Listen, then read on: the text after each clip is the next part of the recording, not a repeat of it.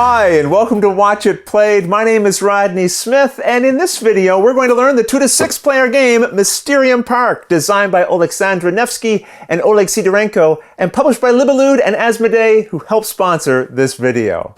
After the mysterious rumors you'd heard surrounding the disappearance of the fair's director, you and your fellow psychics couldn't resist investigating. And sure enough, after visiting the fun fair, the visions and premonitions started immediately. It's clear the ghost of the director wants your help solving the mysteries of their death, so join me at the table and let's learn how to play. To set up, place the game board in the middle of the play area and then set this round marker by the number 1 spot here on this round tracker. The cards with this back are the characters potentially responsible for the director's death. These should be shuffled with one dealt randomly face up onto each space of the board. I like to deal them all facing the psychics like this. Then the rest, you return to the box. You also have a deck of possible locations where the director's death occurred, and these you'll shuffle and then leave face down by the board for use later. One person will play as the ghost of the director sitting on one side of the board, and then all the other players should sit on the other side playing the roles of the psychic investigators. The cards with this back are the plot cards, which the ghost shuffles, drawing one to secretly place into this stand. In other words, they would never normally show the other players this card. Only they can look at it, putting it into the stand just like this. Then they draw 2 more cards and set these aside unseen face down. The rest can then be returned to the box. The ghost also shuffles the cards with this back, known as the visions, into a face-down deck nearby, drawing 7 of them. They can look at their own vision cards, but must keep them a secret from the other players. They also collect and set these 3 ticket tokens nearby. Each of the psychics now takes one of these intuition pawns and innocence tokens in their chosen color to put beside themselves. We'll assume we have 3 psychics in this game, so you can return any extras back to the box. Finally, set this witness token by the board, and that's the setup. In Mysterium Park, the ghost will be trying to guide the psychics through their investigation of how the director died. To do this, they'll share clues in the form of mysterious dreamlike visions to help the psychics eliminate certain locations and suspects from the board, narrowing their search down to the final correct results. In this way, the game is fully cooperative. The players will all win or lose together. The game is broken into 3 main phases, and how quickly you progress through each phase will depend on how well the psychics decipher the clues that the ghost gives them. The first phase focuses on the suspects dealt onto the board. So let's go back to the table and see how a round of play here works. The first half of a round is called Interpreting Visions. Here, the ghost looks at the plot card they have facing them. This is a small version of the board and its spaces. For example, this space here represents this one on the board, and this is the space here. Now at the start of a round, the ghost picks any one of the psychics playing and checks the color of their pawn. Let's say I pick the blue player. I then find the space on the plot card that shows their color, here. And that means the character in that space is the one I need to help them identify. But if I'm a ghost, I can't just tell them what they need to know. I'm a ghost, I can't talk. I'm going to have to give them clues through mysterious visions, and we'll see how that works in just a moment. But understand, the person the ghost is helping them find is innocent. The character in their space had nothing to do with the ghost's death. So what the ghost is doing in these early rounds is helping the psychics eliminate suspects. And they'll do this by creating a vision for them. Here, the ghost picks any number of cards in their hand that they think relate to the target character in some way. For example, I want the blue player to pick this person, and looking at the cards I'm holding, I think this could be a good one because it features a hat, and the character has a hat. Now that said, so does this one over here. So maybe I'll try to find another card to help refine this. Oh yeah, here's a good one. This one shows a sword sticking into the ground, and the character here has what looks like a pocket knife. So maybe the 2 of these together would make a good vision. The ghost has to be very careful that they don't give any other types of clues about where the psychics should be focusing. In other words, they shouldn't be pointing at the board or staring too intently at any one location. They just pick the cards they want to give as clues and then hand them over to that player. And while you can give as many clues from your hand as you like, be careful, because if you give too many, the psychics might not know what to focus on, making it even more confusing. Now, after handing clues to one psychic, the ghost then draws cards from the vision deck until they're holding 7 again. And if the draw deck ever runs out, just reshuffle any in the discard pile into a new deck. Now, after drawing back up, the ghost now picks any other psychic at the table and repeats this process, checking the plot to see which character is related to their color, and then giving visions to help direct them to that spot. Then they draw back up to 7 cards, and they keep doing this for each psychic. So now we know what the ghost's job is during this first half of the round, but what about the psychics? As soon as a psychic gets their vision, even before the rest of the players have theirs, they can start to examine them and see if they can figure out which character on the board that these are meant to represent. When they think they know, they then put their intuition pawn on that character. Psychics can show each other the cards they've received and are allowed to work together to help each other interpret what message they think the ghost is sending them. The important thing to understand is that while the ghost can listen to what the psychics are saying, they cannot comment, gesture, react, or give any hints to the psychics. Also, although the psychics can share opinions with one another about what the clues mean, each player gets to make the final decision about where they place their own pawn. When adding your pawn to the board, you can even put it on the same character as another player. One or both of you will have to be incorrect, but one of you might be right. Also, psychics are free to move their pawns around as much as they want. Maybe after seeing another player's visions, you might decide that the spot you went to is actually for them. That's fine, just move your piece to a new location. And don't worry if you have no idea what character the ghost is trying to guide you to. That's okay, maybe the ghost didn't have very good visions to pick from.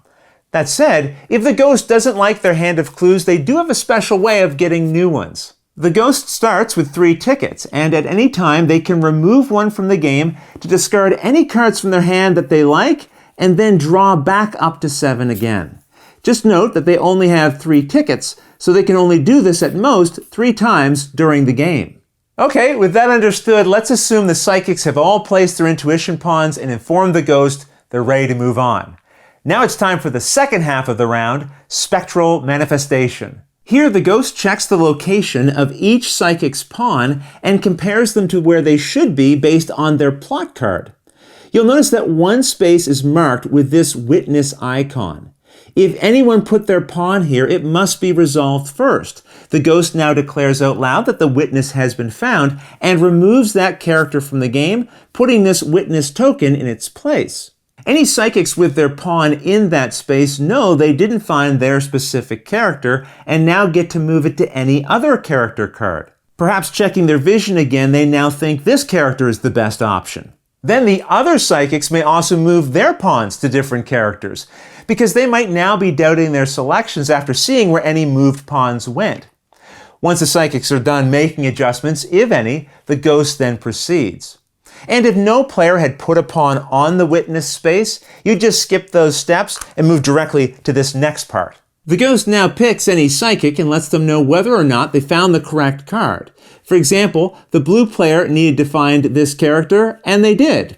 When a psychic gets it right, they take back their intuition pawn, and the innocent character is discarded and replaced by that player's innocent token. The psychic also discards all the visions they had previously been given by the ghost. Now, if the psychic had placed their intuition pawn on the wrong character, as we see here for the yellow player, then they still take their pawn back, but the character stays on the board, and they keep the vision cards they have. Now, of course, remember, I'm showing you the plot card, but during the game, the ghost would never show this to the psychics. Once every psychic has been assessed, the round ends, and there are a few steps you now need to follow.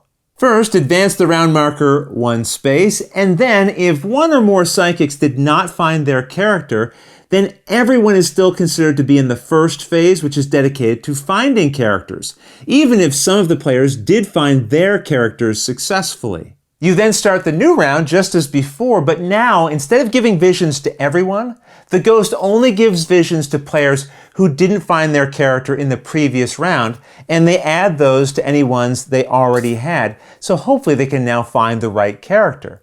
Any psychics who already found their characters will spend their time helping their fellow psychics interpret these new clues. At the end of every round, you advance this marker 1 space, and if you're still in the first phase and you advance off the board, then everyone loses.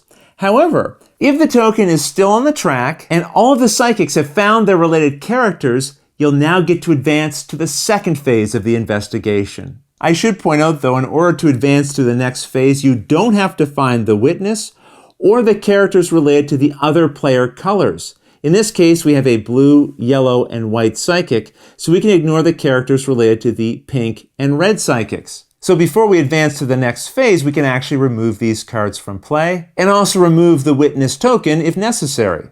Each player should also collect their innocent token, and then the remaining 3 characters on the board. That is, the ones in the 3 blank spaces on the plot card should be gathered together and collected by the ghost. These cards are set aside because one of them is the character who caused the death of the director, so we'll get back to them later. Any other cards on the board are now removed and just returned to the box, and then we're ready to set up for the second phase. You follow the same setup steps as you did in phase 1, except the round marker stays wherever it was, and then you shuffle the location cards, which have this back, and deal 9 face up into the spaces of the board so that it looks something like this when you're done. Any leftover ones you have can then be returned to the box. Now the ghost discards their old plot card and randomly takes one of the 2 remaining that they were dealt during the setup to add to their stand. This phase plays just like the first one, except in these rounds, psychics are trying to find and eliminate one of the possible locations where the director died. If the psychics don't find the locations assigned to them by the end of the 6th round, the players all lose. However, if the psychics have found all the locations assigned to them by the end of the 6th round or sooner, they advance to the 3rd phase of their investigation. First though, the ghost collects the 3 locations in the blank spots of their plot card and sets those aside. Any remaining on the board can then be discarded. Thanks to their previous deductions, the psychics have narrowed the investigation down to the 3 characters and 3 locations they set aside after the first 2 phases. One of these is the correct character and location holding the secrets to the ghost's untimely death. To set up for this phase, the ghost places the set-aside characters along this row in a random order, and then does the same thing for the locations, placing them on this row. The ghost now removes their current plot card and takes the last one they have remaining, but this time they only pay attention to the Roman numeral showing on it. In this case, the number 2. This tells the ghost that the character and location in column 2 is the correct character and location that they need to get the psychics to guess. But now, no matter how many rounds they have remaining on the track, whether the marker is on the 6th round or on one of the earlier ones, the psychics will now only get 1 chance to guess correctly. So it's the ghost's job to create one final vision from the cards they have remaining. But they must use exactly 2. One that relates to the correct character and one that relates to the location. But they can't say which is for which. Instead, they must shuffle the 2 together before revealing them to the psychics. But of course, if the ghost has any tickets remaining, they could first use those to get new cards. Either way, with the vision provided to the psychics, they will now discuss freely which set they think is the best match. But they must all agree. If they can't agree, they must hold a vote. And if there's a tie, they must discuss again until the tie is broken. In this case, looking at the vision, the psychics feel that the flowers here might relate to this character, and then the statue makes them think of the different statues and features they're seeing in this hallway, so they decide the answer is column 2. The psychics share their final decision with the ghost, and if they pick the wrong column, the players all lose and the ghost will haunt their minds for eternity. Or until the next game. But if they pick the right column, the ghost's soul can rest in peace and the players all win. I should mention, the rules also say here on the back of the rulebook that if you're playing with 2 or 3 players, meaning you'd have 1 or 2 psychics, then you still use all the same rules, but if you want a more complex game, each of those psychics can pick 2 colors and play as if they're 2 psychics each. And hey, if you end up enjoying Mysterium Park, there's also the standalone best-selling original version, Mysterium, that adds even more twists and turns to your deductions. But otherwise, that's how you play Mysterium Park. If you have any questions about anything you saw here, feel free to put them in the comments below, and I'll gladly answer them as soon as I get a chance. You'll also find forums for discussion, pictures, other videos, and lots more over on the games page at Board Game Geek, and I'll put a link to that in the description below. And if you found this video helpful, please consider giving it a like, subscribing, and clicking that little bell icon so you get notification anytime we post a new video. But until next time, thanks for watching.